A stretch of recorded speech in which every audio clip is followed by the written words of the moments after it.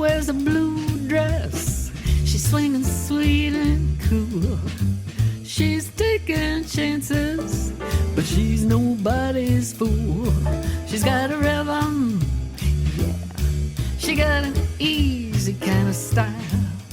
Janina in a blue dress is making people smile.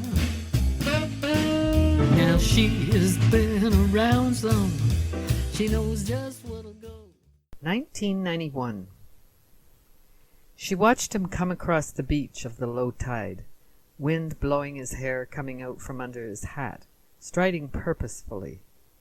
She waved, and laughed out loud for no reason other than her happiness to see him returning. She thought of the many wives, home for seemingly months on end while their menfolk were out on the sea, fishing, never knowing when or if they would be back. "Liam!" she called, and gave in to her desire to run like a gazelle across the sand. No gazelles in this land, she thought, and I'm hardly sprightly at the age I am. But this expanse of sun and wind does that to me. And she ran to the young man, laughing again. "Any visiting muses today?" she asked, nodding at the rolled-up clutch of papers that he held. "Any new classics born of that wild mind of yours?" He gave her a little smack on the head with the papers. "No, danig marach. Don't mock. I'm young, don't forget, and without your years of wisdom." And he laughed, too, at her widening eyes, and ran away quickly before she whacked him a good one. She caught up to him as he was bending down to pick up a little shell, and they walked arm in arm towards their small cottage by the water's edge. "Shall we dine out tonight, madam?" he asked, as Harry, their collie, greeted them. "Or is it mossy soup we're having? You know it's my favorite." Stephanie walked into the little kitchen, a simple room with a wooden table and 4 chairs, all made there in Dingle, where they'd been living. There was a homemade white cloth with embroidered edges, and a vase of wildflowers in the center. The stove was functional, but they preferred to heat and oftentimes cook over the fire. Simple fare of soup or stews with soda bread and a glass of beer. The windows over the kitchen sink gave out over the water on the south side, and to the back there were fields, home to Sheila the cow. There was a settee, also wood, and covered with colorful throws and cushions along the long wall without any doors or windows, then a small bedroom, a study, and a WC in one corner. On the walls, besides some black and white photographs of themselves or the area surrounding Dingle, there was an image of a tall stone with markings on it. Found in a church in Tralee, it dated from between the 4th to the 10th centuries. The markings were letters of the early medieval Ogham alphabet, which was used to write the ancient Gaelic language. On a rough end table there was another photo, this one colored, of a cable car in San Francisco, climbing a hill. Liam threw down his papers, went to the kitchen sink, and washed his hands. Then he went into the office, cum study, where Stephanie was, and turning her around, kissed her lips. Stephanie thought of her family and friends back in Toronto, and wondered, as she often did, if they would be scandalized by her relationship with this man 30 years, well, 33 really, her junior. But the years were meaningless to them. They had never come up or been an issue. She guessed it was because their friendship had developed so easily, with both of them immediately so comfortable with each other, their shared interests, both politically and artistically, surprising them, but opening worlds of conversations and ideas, making them a good match. And then their love grew so naturally out of their many hours together, it didn't seem unusual or even worth noticing when they slept together. Except they did notice it, and rejoiced in what they found. She had finally given in to dreams and unexplained desires over the years, and returned to Ireland 13 years after her initial visit. She didn't really have a plan, but she had recently stopped her work in architecture, which had carried her over the years, and she wanted a change. She started by visiting the southern town on the Dingle Peninsula to immerse herself in the Gaelic language, maybe do some painting. She would see. She was waiting in the bus station in Tralee when Liam entered and asked at the counter about the next bus to Andangan, Dingle in Irish. They started talking, discovering that they shared similar outlooks on many topics, and they sat together in the bus for the ride out. They met again a few days later in the town. She was staying at a B&B. He had let a room in a hotel. Again, they talked.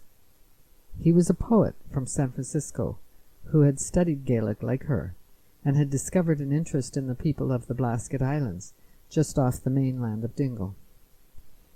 He wanted to write his poetry in the language of his forefathers. Like her, he found himself moved when listening to it. It wasn't until they had established a regular routine of meeting and tea or a Guinness that he mentioned that he had played piano in his high school band, and then had continued with friends after that to create a little jazz combo and playing in the Bay Area. Something in Stephanie twitched when he said that. It happened fast, and she couldn't place it in her body or her mind, but going to bed later that day, she started to put details together. She had always begged Tep, after his death, to come back to her, even as she knew it was impossible. She had experienced strange coincidences and conversations around him or his memory which led her to believe that he was communicating with her. Then she forgot about those things, dismissing the coincidences as wishful thinking. But she always had the wish to see Tep again. She did not forget the longing to be with him. She thought on some level that he was part of the reason she had returned to Ireland. So, when the data grew, Liam was born just 3 months after Tep died. He was from San Francisco, like Tep. He seemed to have a connection with her that they both felt, and which didn't really make sense to them. And then, this last strange tie, he played jazz piano. She imagined that Tep's spirit was indeed returned to her in Liam, reincarnated. She felt foolish even playing with such a thought, joking to herself that only if one day he called her Alona would she be convinced, and she once more forgot it all. She concentrated on her own work and the friendship they had discovered. When it turned into love, she accepted it for the gift it was, no questions asked. Life to her was rich and full of gifts, if she was open to it all. If she could love others, it was because loving Tep had opened her heart, setting it on its long journey after his death. He was the motivating force of her search for her own spirit, which she had seen mirrored in him.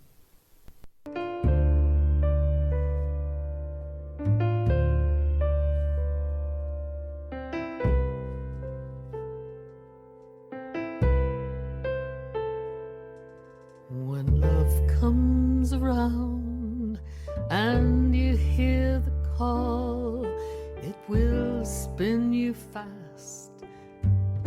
You start to fall with a tender heart, but your head won't know. The ache is sweet, you want to go. Love is the open passes where there was dark before. Light in the deep crevasses. Love is your heart's new door. Love will whisper. The land was sweet and natural, and the ocean around Stephanie and Liam was wild and nourishing, literally and spiritually. They lived in harmony and pleasure for 6 years, until Liam's reputation as a poet called him to tour and to speaking engagements. Stephanie moved to Dublin, and Liam visited when he was in the fair city. They remained close, even after Stephanie decided, as she approached her mid-70s, that they would be lovers in their hearts only. On one of their visits, glasses of wine in hand, Stephanie told Liam more of the story of Tep, her dreams, and her search to find within herself the love that had inspired her, and the surprising discovery in 1976 that had given her peace. Liam and Stephanie never ended their loving contact. There were times when I was young, some might say a little dumb. I felt like I was caged up in a zoo. I'd want the world and more. There was so much to explore, and such a wild array of points of view. I was told, don't be bold, just do what you are told. Well, that seemed to be a foolish thing to do.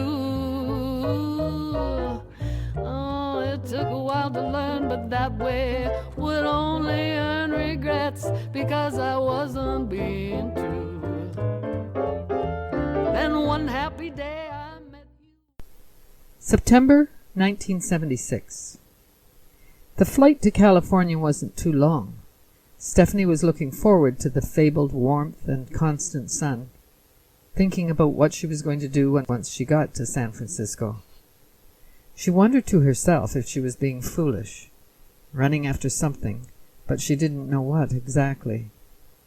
She had changed her mind a few times before finally booking the airline ticket, and had only told Robin about her plan, giving others the impression that she was simply touring. She justified her whim by telling herself that it had been too long since she had last traveled. Other than runs down to New York to see her family, she had spent pretty much all of the last 14 years getting to know her new city and friends, and working at the architectural firm. She had done other things too, studied a bit of yoga and meditation, even took a couple of basic courses in vocal music.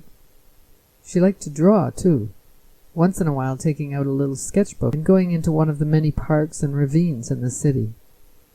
She had carved out a new life and routine for herself that had helped her to heal the loss she had felt when Tep died, and she was happy. The trip to California made her a little nervous, but she felt compelled to go, ever since the suggestion had been made to her. Stephanie climbed the hill to the spot on the west side, following directions that the cemetery office had given her. The day was quiet, a Monday, with only an occasional visitor passing her on the pathway. She looked at the stones and the floral arrangements on some of them as she passed by. At the top of the hill, she walked a bit to the east to where two paths met, and where a long way in the distance she could see the Pacific, a serene line of blue.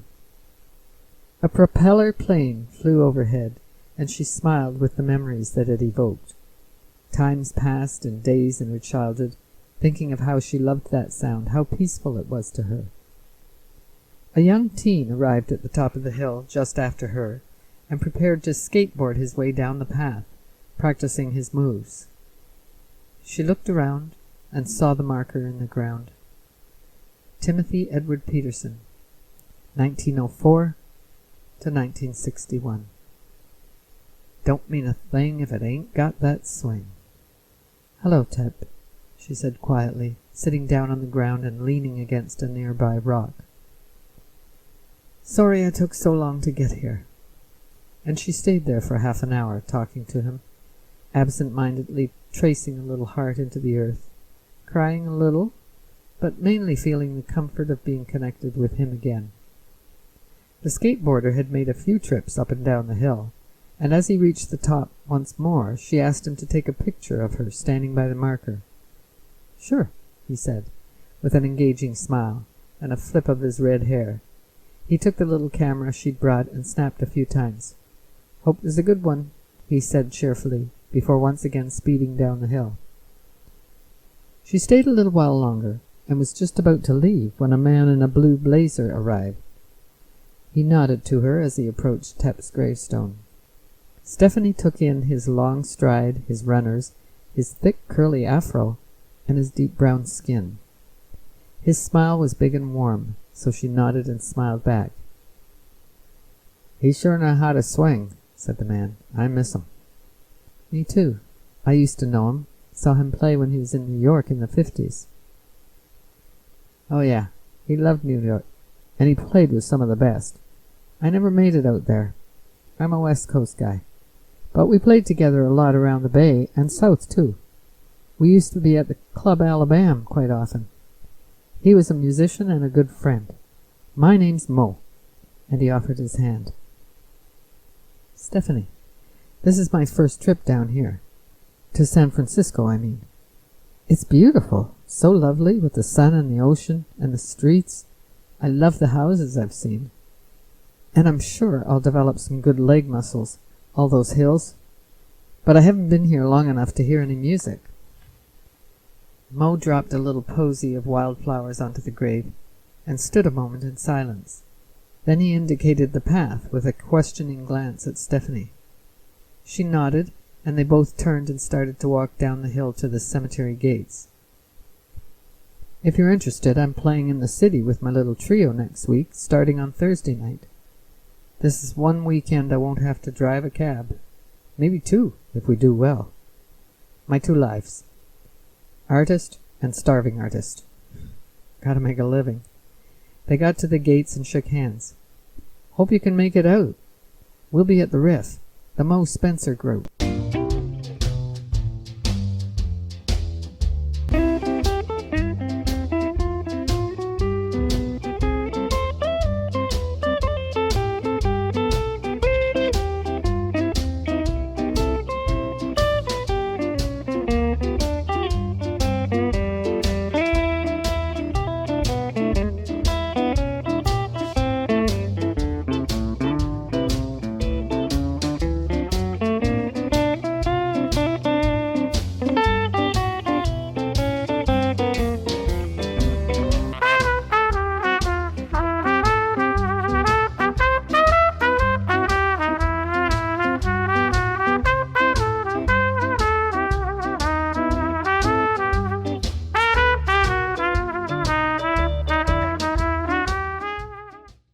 Later that weekend.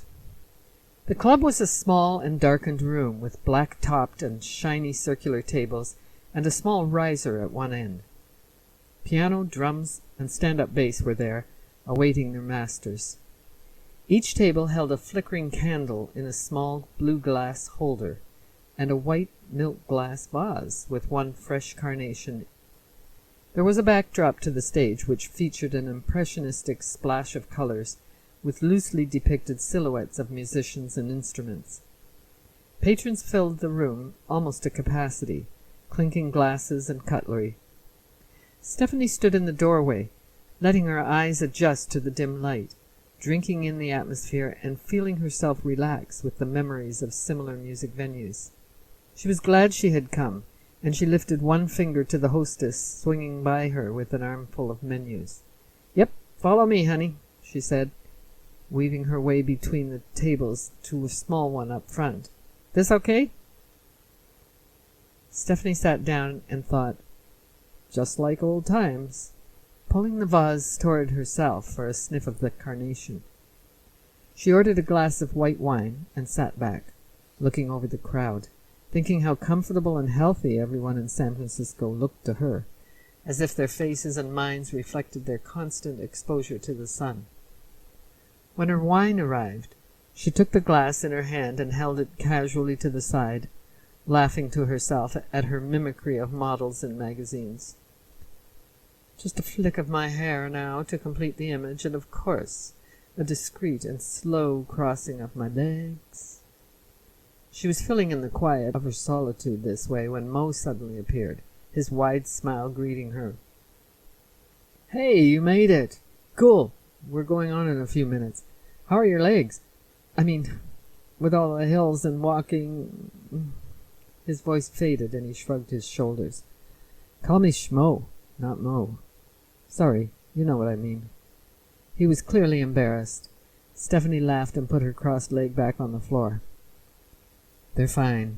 Getting lots of workouts. Thanks for inviting me here.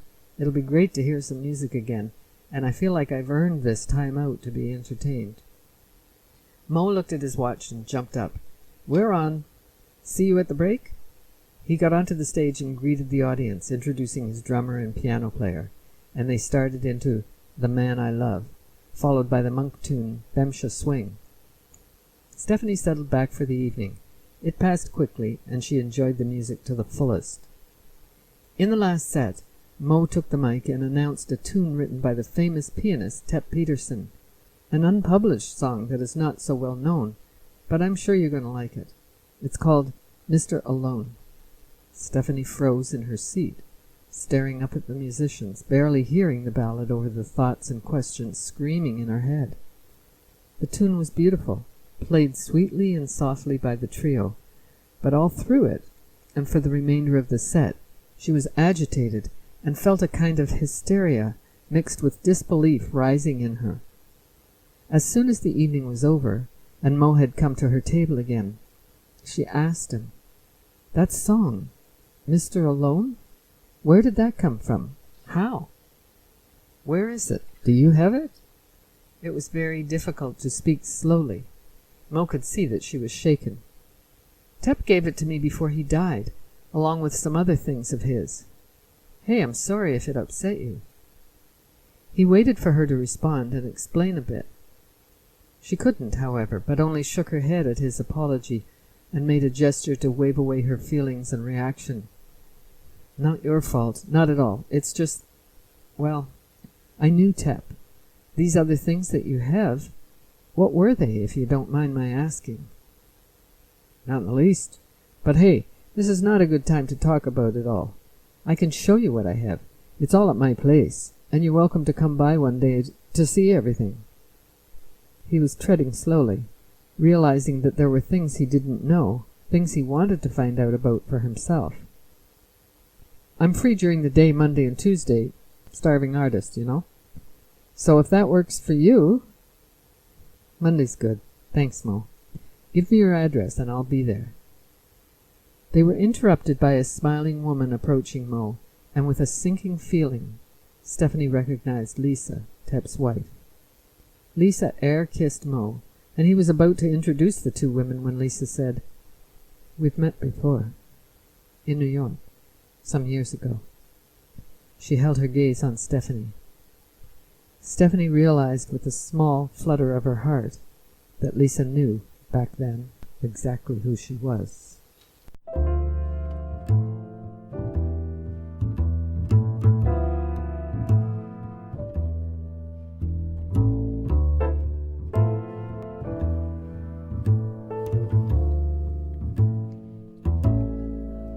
When I can hold you again and see the smile in your eyes, the pain will go, my heart will glow, and all the stars will fill the skies.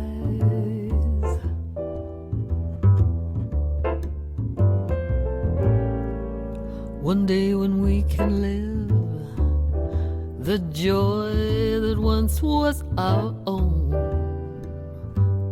we'll go back to the place we knew, and I won't have to be a Mr. Alone.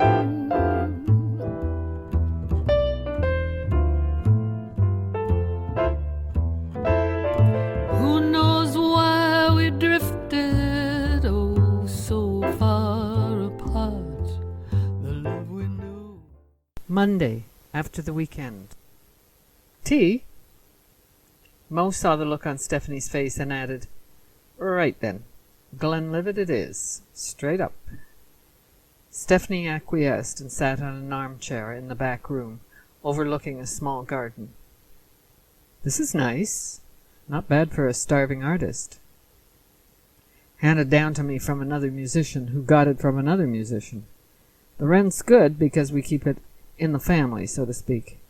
Another reason why I don't leave the coast. I'll never find another place like it if I give it up. The perennials out there are pretty too. They soothe my soul after a night of driving crazy people around the city." He handed Stephanie her drink and sat down on the sofa with his own. "How are you? Was the weekend good?" "Yes, and thanks again for the music on Friday night. That was a big part of it. I spent Saturday and Sunday wandering around the city and seeing places and buildings that have made San Francisco famous. I was surprised when I was first searching to find Tep's grave, to find out that it was out of the city altogether at Holy Cross. So later, I looked up the only burial place within the city limits and went to see that, the columbarium. What a beautiful structure! Domed rotunda, stained glass, and I loved the idea of giving the rooms the names of mythological winds. What a lovely sensibility. Went to see the Conservatory of Flowers, too, and the Palace of Fine Arts. And it looks like a lot of skyscrapers are going up, too. But just walking the streets is a treat. No wonder Tep was such a happy person. You can't help it with all this beauty and sunshine. I should have come a long time ago, like Tep said. And speaking of, Mo put a CD on the player, one he had recorded with Tep, and pulled a big leather bag over to the table between them. It was an old-fashioned bag, the leather stiffened with age, and the brass clasp scratched, the inside musty. Stephanie leaned closer to the table. Mo continued, "That song, Mr. Alone, was with a few other things, but you might want to see this too. It's a Super 8 film I made of Tep playing the piano. It was after he got so sick, and he wasn't performing publicly anymore, but he did this tune. If you want to see it?" He was weakened a lot by then, of course, but it's still Tep. He waited for her to decide. "Yes, of course, that would be great," she lied, nervously fiddling with her glass and having the usual mental battle with herself and her anxiety. But it was Tep. She had to see him, no matter what. Mo set up a screen and the projector, refilled their drinks, and started the film. What they saw was the most painstakingly slow but exquisitely beautiful rendition of My Funny Valentine that Stephanie had ever witnessed. In his physical suffering, Tep made each note simultaneously blissful and agonized at the same time, almost sublime. It was all she could do not to cry out, but she was spellbound, glued to the screen.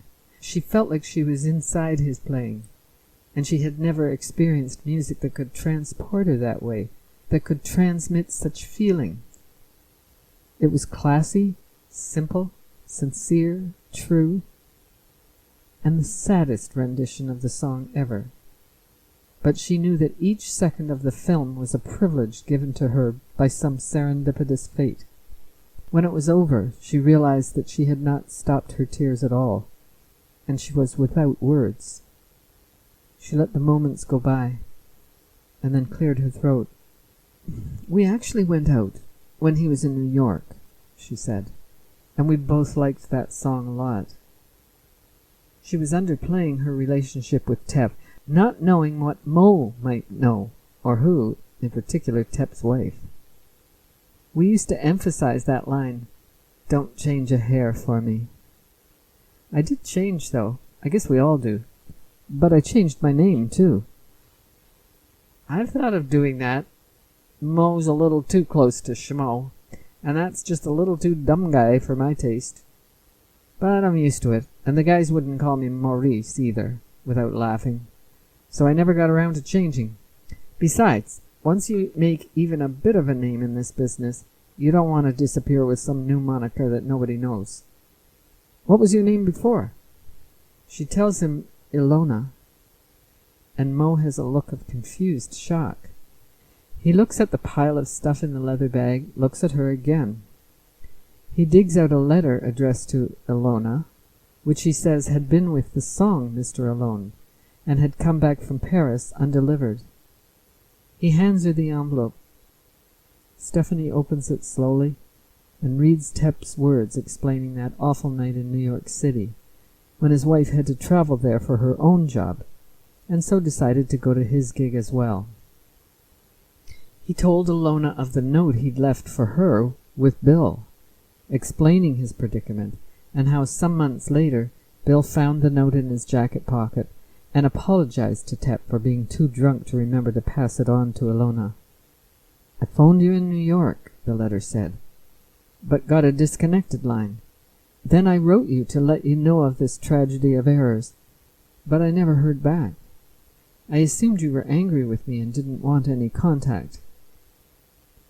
Stephanie looked up at Mo, silently watching her. She realized Tep's attempt to contact her in New York occurred after she moved in with Peary and Tom. When they had seen each other in Paris, Tep hoped they could reconnect. But once back in the U.S., his illness suddenly progressed. He was told he had little time left. His letter to Paris was the last chance he had to tell her what had really happened, and how much he missed and wanted to be with her. When it too came back, he had no way to contact her, believing she was still in Europe. He gave the letter to Mo just in case the two of them should ever meet. She felt the bittersweet moment of completion as she put the letter down. Stephanie collapsed back into her chair. How could this be true? How could they have been so in love and so unable to be together? As much as Tep's words of love enveloped her, she was angry at the same time, thinking that to know this truth was the most bitter pill of all, and wishing that she had never learned that what she had lost was even more precious than she had realized. Mo came over and sat on the arm of her chair, his hand on her shoulder. "So that's how Lisa knew you," he said. "I wondered. She used to mention that young woman he loves." Stephanie sighed and dropped her head to her chest, thinking back and back to the months after she had returned to New York, to the constant thoughts of Tep that had flooded her brain in the time before he died. She remembered the pulling and pulling of her heart, urging her every day to contact him.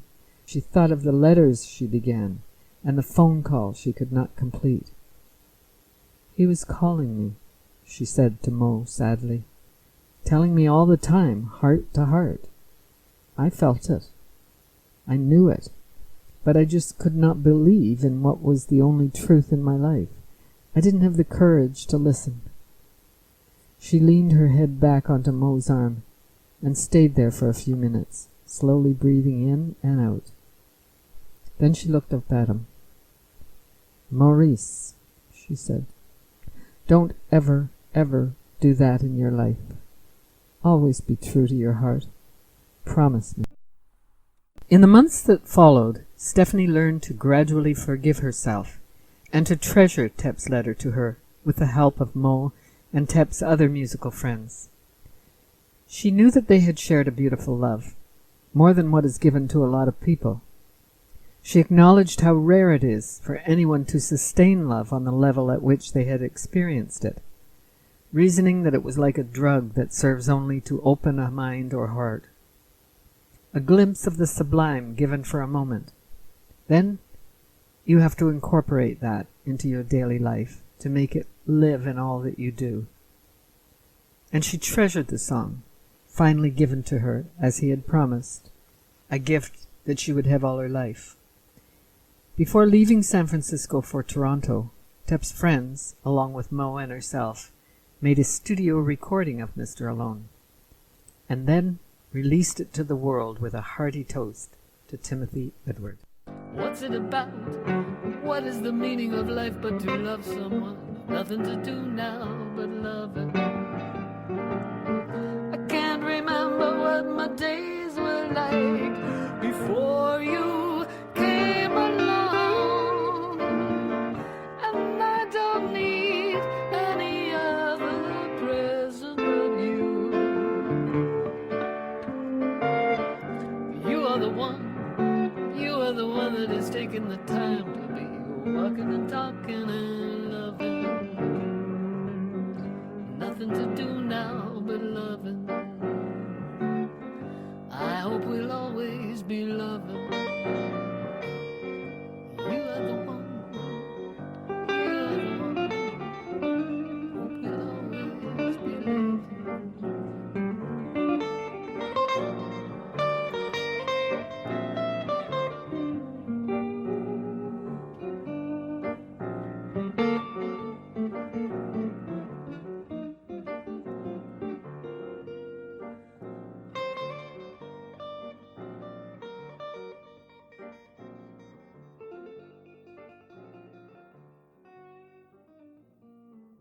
When Liam learned what had happened all those years earlier, he pulled Stephanie closer to himself, putting both arms around her and kissing the top of her head.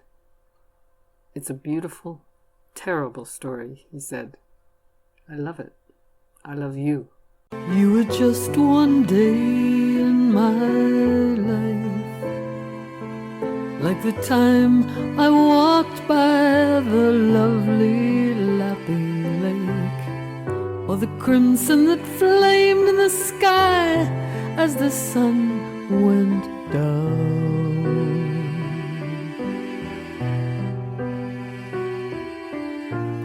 You were just one day in my life, like the feathered cloud vanishing into the blue, or the laughter of children that I heard over streets of the town.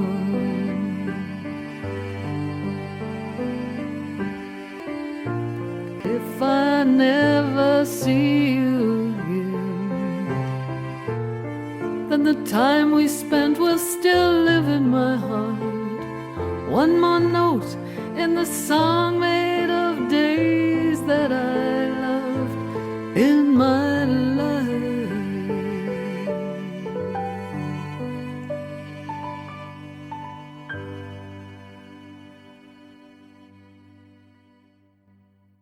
"2017. Tá sé dása nach bhfuil. It's a dance, isn't it?" The old woman addressed herself, alone as she was, in the Gaelic she had learned at one time in her life, honoring the indomitable language as well as the incessant, silent imprecations of her brain to give it more, to end the everlasting vacuum, to take her away. Now, studies over, travels complete, lovers left, her eyes watched the evergreen beyond the rooftops, as it jiggled and sashayed in the wind like a flirtatious young girl, reminding her of happiness joyfully squandered. The waning day, the people rushing home after work, cars swooshing by at a dangerous speed on the nearby main road, horns bleating, were backdrop to the newborn sprouts in her front garden as they emerged at their imperceptible pace in early April. They moved like ancient glaciers. "Mar me féin," like myself, she thought as she watched them, then adding, "Even when they bloom, they don't last long." She thought of the little sprig of pale pink and orange blossoms, cloth ones, that her niece Callie had given her once. "Now," the little girl had said, "every time you look at them, you'll feel happy." It was true. For all the years that she had kept them, they did make her happy, and the flowers were with her yet. For a second, a passing breeze tricked her mind to another time. She thought it was 60 years earlier, and she was tempted to go for a walk around the block of the old family home, long since sold. Then she came back to her quiet street and her own state of blank docility, curiously comfortable. She thought of the dance that had been her life, as clouds floated past the diminishing sun, thought of her friend Peary, who had died too young in 1995, and Goldie, still going strong and lecturing on space programs. She remembered her parents and herself when she was just arrived in the new world that became her life. She fell asleep to the sounds of the evening spring birds calling and flitting in the bare branches. When she awoke, some 10 minutes later, the sky was lit by soft pastels as the sun broke from under a bank of clouds. "Oh," she thought, as she got up to limp down the street and saw the heavens in their majestic movement, "what is it in that expanse of colors, in that serenity before sunset, that grabs me and makes me want to leap into that infinite ocean of promise? What is it that pulls me to life, even as darkness prepares its entry. Yes, I want it. Let me seek life again. Let me desire. Let me act. Let me dance. Even if my partner, so beguiling and charming these days, and so insistent, even if my partner is death. When I'm lying close beside you, I am wondering, how did I ever find all the treasure that we have now? And it seems like I've gone beyond my mind. When did the magic come to color up my world? When were the skies lit up and all the flags unfurled? I want to laugh aloud. My heart is like a crowded garden filled with many flowers. And as we while away the hours, they are waving, intoxicating, lifting me on waves of love. Waving, waving, intoxicating. Never thought that I could be back in love. 1954. Do you ever think about dying? Ilona asked suddenly, causing Tep to stop his finger tracing and look at her in confusion. Whoa! That's a question a guy wouldn't want to hear while he's romancing his girl. It's not so far off, she answered. When we make love, I feel like I'm dying a little, at the same time as being born again. Okay, he said cautiously. I know what you mean. I like it, as long as you're not dying for real, or it's a horrible death. Oh no, nothing awful or scary. When I think about dying, it's a slow sinking into the earth, a nice gradual letting go of everything and giving in to what I couldn't say. But I do think about dying for real sometimes, even though I believe I'm going to live a long time. You know, they talk about getting old and losing this part or that faculty, but I reject that. Tep just looked at her and shook his head. So she continued, I remember one time looking up at a starry sky and suddenly feeling this awful longing to go home that hit me hard in my gut. I have no idea what home I meant, but I was filled with such sadness and a recognition that I found comforting. I can't explain it, but I've never forgotten that day. It sounds perplexingly magical. You're lucky to have such feelings. Most people don't, or at any rate, they don't pay any attention to them. You seem to have an insight into things beyond the day-to-day. Hearing about your experience makes me want to create a new tune. He sat up and ran his fingers up and down an imaginary piano. I hear it, she said, laughing, then added, and sometimes I fly in my dreams. Do you? Tep finished his playing with a flourish and said, Usually I need drugs for that, but I'm going to try to program my head tonight with your trick and see what happens. He switched off the light, and they both leaned back against the pillows, lost in their own thoughts, watching the moonlight give the room a soft blue hue. As they started to fall asleep, Ilona curled herself into Tep's arms. Take me with you, she said. Until the day when you come back to me, I'll be here waiting still for the time when I'll be back in your arms again, and I never will let you go. You went away, I thought I would never be whole as before. You were my world and more. How can I ever live without you? How I long for your touch. I to be lovers when we met, but you opened up my heart, and now I can't forget.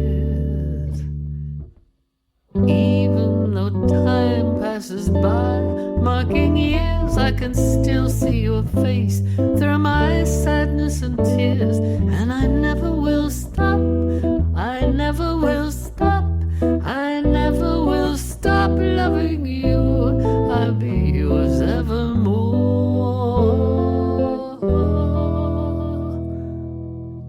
I'll be yours, I'll be yours evermore.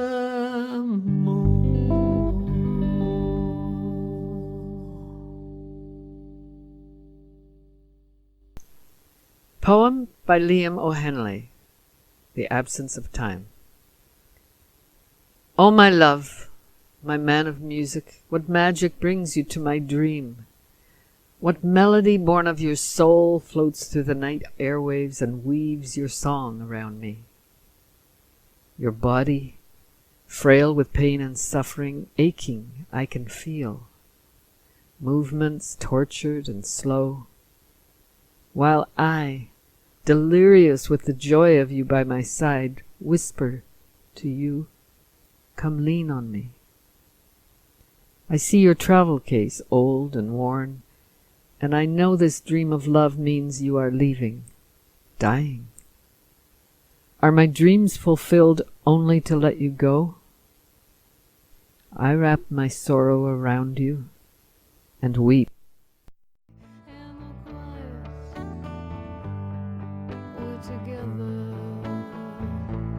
And our tangled lives are still, while the gentle waves of loving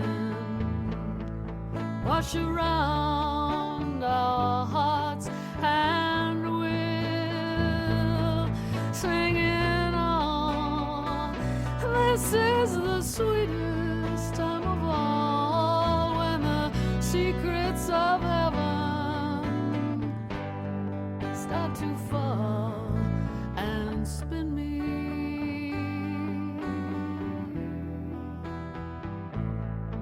Yes, they spin me.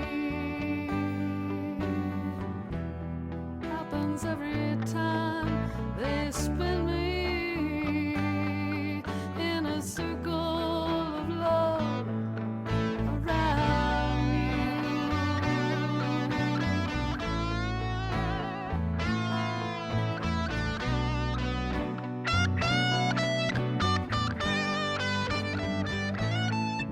When we wake and start all over with this promise that we both knew, well, I wanna walk beside you. Yes, I wanna be with you till the skies bring down the darkness of the night, and the stars rise up and swirl around us bright.